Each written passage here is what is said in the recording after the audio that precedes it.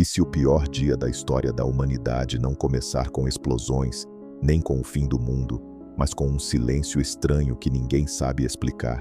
E se você acordar amanhã, ligar o celular, abrir as notícias e perceber que milhões de pessoas simplesmente desapareceram, e você ficou? Não ficou porque foi escolhido, não ficou porque era mais forte, ficou porque não estava preparado. A Bíblia descreve esse período como um tempo tão terrível que nunca houve nada parecido antes, nem jamais haverá. Um tempo em que a vida continua, as cidades continuam de pé, a tecnologia continua funcionando, mas a liberdade humana começa a desaparecer pouco a pouco, até que sobreviver se torne uma questão de submissão.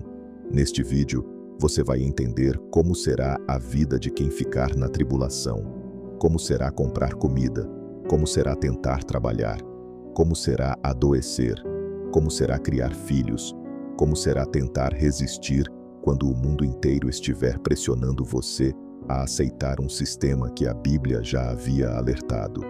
Quanto mais essa história avança, mais difícil fica sair. As primeiras partes parecem controláveis. As últimas mostram por que muitos desejarão morrer e não conseguirão. O começo. O primeiro dia não parece o fim do mundo. As ruas continuam cheias, os carros seguem circulando, as pessoas ainda tentam manter a rotina. Mesmo assim, algo está fora do lugar. Telefones não param de tocar. Mensagens se acumulam. As notícias se contradizem. Pessoas desapareceram em vários países ao mesmo tempo. Não são apenas líderes importantes, não são apenas celebridades. São pessoas comuns, mas que tinham algo em comum. Falavam de Deus, acreditavam que esse dia chegaria, alertavam que a humanidade precisava se preparar. Governos tentam acalmar a população. Especialistas oferecem explicações técnicas. Qualquer explicação parece melhor do que admitir a verdade. O mundo não entra em pânico imediato, mas entra em confusão. E a confusão cria espaço para alguém que diga: eu tenho a solução. A solução. É nesse cenário que surge um líder capaz de organizar o caos. Ele não se apresenta como ditador, nem como ameaça. Pelo contrário, transmite segurança, fala com clareza, parece entender exatamente o que aconteceu e, principalmente, oferece estabilidade. Ele propõe reorganizar a economia, controlar recursos, evitar novos colapsos. Tudo é apresentado como necessário para impedir que o mundo mergulhe em fome e violência. As pessoas aceitam porque estão cansadas de medo. Aceitam porque querem voltar ao que chamam de normalidade. A Bíblia o chama de homem do pecado. O mundo o chama de salvador. Quando comprar e vender, deixa de ser garantido. As mudanças não acontecem de uma vez. Primeiro vêm os registros, depois as autorizações, depois as exigências mais rígidas. Quem aceita o sistema continua vivendo normalmente.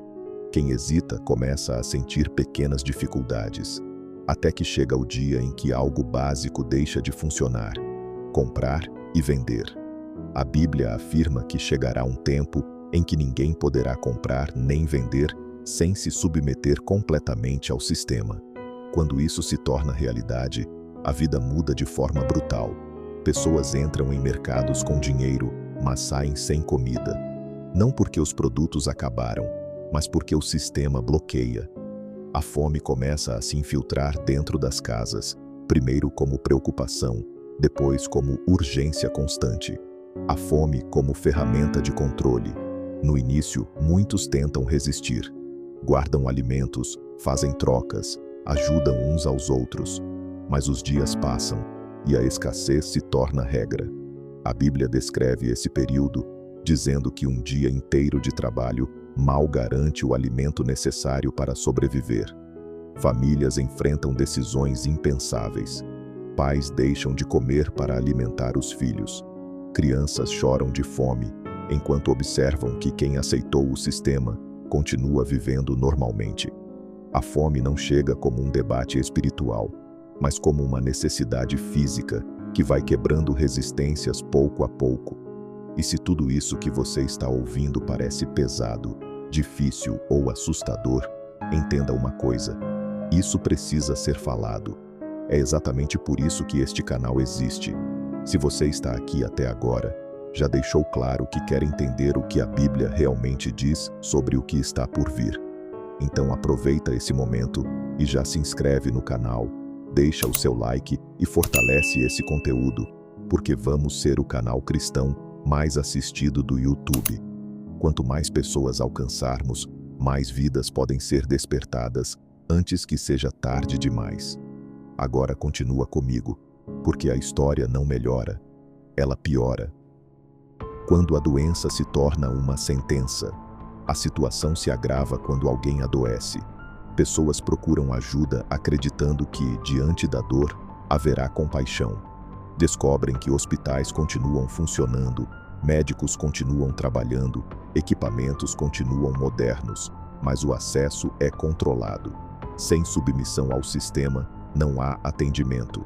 A Bíblia fala de pragas e doenças intensas nesse período, dores prolongadas e sofrimentos que não encontram alívio. Agora isso deixa de ser apenas profecia e se torna realidade diária.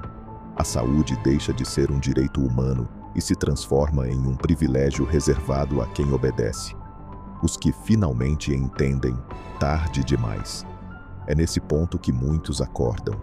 Lembram das mensagens que ouviram, dos alertas que ignoraram, das vezes em que acharam exagero. Agora tudo faz sentido, mas esse entendimento chega tarde. Voltar-se para Deus nesse período significa viver escondido, orar em silêncio e aceitar que a fé pode custar a própria vida. A Bíblia afirma que aqueles que se recusarem a adorar o sistema serão perseguidos, presos e mortos. Igrejas deixam de existir. A fé se torna clandestina. Como se o controle humano não bastasse, a própria terra entra em colapso. Terremotos atingem regiões improváveis. O clima se torna instável. Colheitas são destruídas. A Bíblia diz que a criação geme. Nada é previsível. Nada é seguro. Chega então um dos momentos mais perturbadores descritos nas Escrituras. Um tempo em que o sofrimento é tão intenso que as pessoas desejam morrer, mas não conseguem. A dor não passa, o desespero não diminui, e não há refúgio físico nem emocional. Mesmo assim, o sistema continua funcionando de forma fria e eficiente. O grande engano final. Enquanto tudo isso acontece, muitos acreditam que fizeram a escolha certa. Veem sinais, prodígios, manifestações que parecem confirmar que estão do lado correto. A Bíblia alerta que o engano será tão forte que quase ninguém perceberá que foi enganado. Na tribulação, não existe neutralidade. Cada decisão é definitiva. A Bíblia deixa claro que esse período termina em juízo. Apenas 2 destinos permanecem. Talvez a pergunta nunca tenha sido se isso vai acontecer. A Bíblia afirma que vai. A pergunta que permanece é onde cada pessoa estará quando tudo isso começar. Porque quando a tribulação se estabelece por completo, não existe mais depois. Existe apenas a consequência de cada escolha feita.